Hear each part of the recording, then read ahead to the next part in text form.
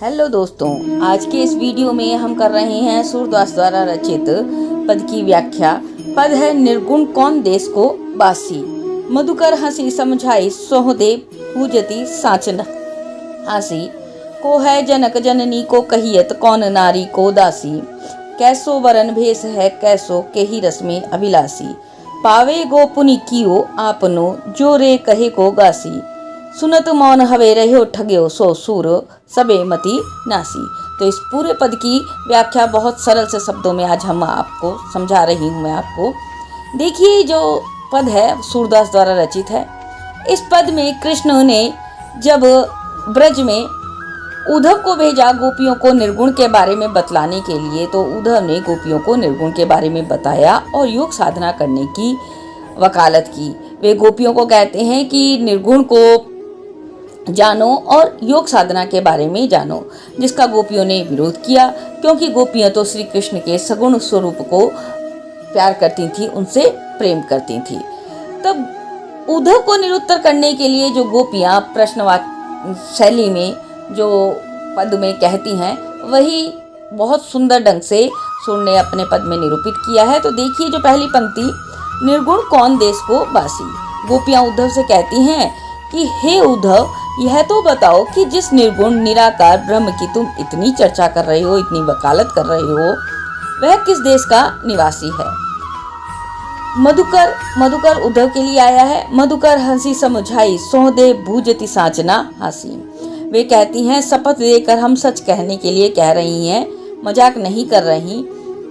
गोपियां उद्धव को बताती हैं कि हमारी सचमुच ही निर्गुण के बारे में जानने की इच्छा है। आपसे उसके बारे में जो भी जानकारी देने के लिए कह रही हैं, वह मजाक नहीं कर रही हैं। बताओ तो, को है जनक यानी कि निर्गुण का जनक कौन है, पिता कौन है, जननी को कहियत और कौन उसकी माता है, कौन नारी और कौन उसकी पत्नी है, को दासी कौन उसकी दासी है, कैसो बरन भेष है उसका रंग कैसा है, उसका भेष कैसा है, भेष है उसका कैसा भेष है और उसे कैसा रस पसंद है, कैसो के ही रस में अभिलाषी, के ही रस में अभिलाषी यानी कि उसे कैसा रस पसंद है। यदि इन प्रश्नों का गलत उत्तर दोगे, देखो आगे वाली पंक्ति, पावे गो पुनि कियो आपनो जोरे कहे गो गासी। अब आगे की पंक्ति में गोपियां कहती हैं उद्धव को, यदि हे उद्धव, तुमने इन प्रश्नों का गलत उत्तर दिया, हमसे छल किया, कपट किया, तो आप अपने किए हुए का फल भोगोगे, यानी कि तुम अपने झूठ का फल तुम्हें उसका मिलेगा, आपको पाप लगेगा। सुनत मौन हवे रहो ठग्यो सो सूर सबे मति नासी। ये सब सुन करके, गोपियों की ये बातें सुन करके उद्धव बिल्कुल ठगे से रह गए। सुनत मौन हवे रहो ठग्यो, गोपियों की ये सब बातें सुन करके उद्धव एकदम चुप हो गए, ठगे से रह गए। जो अब तक बढ़ चढ़ करके बातें कर रहे थे, वे अब उनसे कुछ भी नहीं कह पाए। सूरदास वर्णन करते हैं दोस्तों कि गोपियों की ये दशा देख करके उद्धव को ऐसा लगता है कि उन सभी की बुद्धि अर्थात उचित सोचने विचारने की क्षमता समाप्त हो गई है, यानी कि उद्धव की सोचने समझने की क्षमता बिल्कुल खत्म हो गई है, समाप्त हो गई है। सो सूर सबे मति नासी।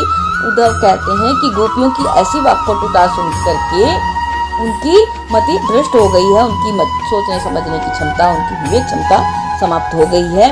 यह अनन्य प्रेम निष्ठा से गोपियों की विवेक बुद्धि भी नष्ट हो गई है। या ये भी कहा जा सकता है कि वे गोपियां जो श्री कृष्ण के प्रेम में डूबी हुई हैं, वो इतनी अधिक डूब गई हैं कि उन्हें कृष्ण के अलावा कुछ और दिखाई ही नहीं देता। तो गोपियों के कथन से इस पद में उनकी वाक्पटुता का प्रदर्शन होता है, उनकी वाक विद्वता का प्रदर्शन होता है। तो दोस्तों, कैसा लगा है ये वीडियो? अगर अच्छा लगा हो तो प्लीज लाइक, कमेंट और शेयर करना बिल्कुल भी ना भूलिए। आज के लिए धन्यवाद, नमस्कार।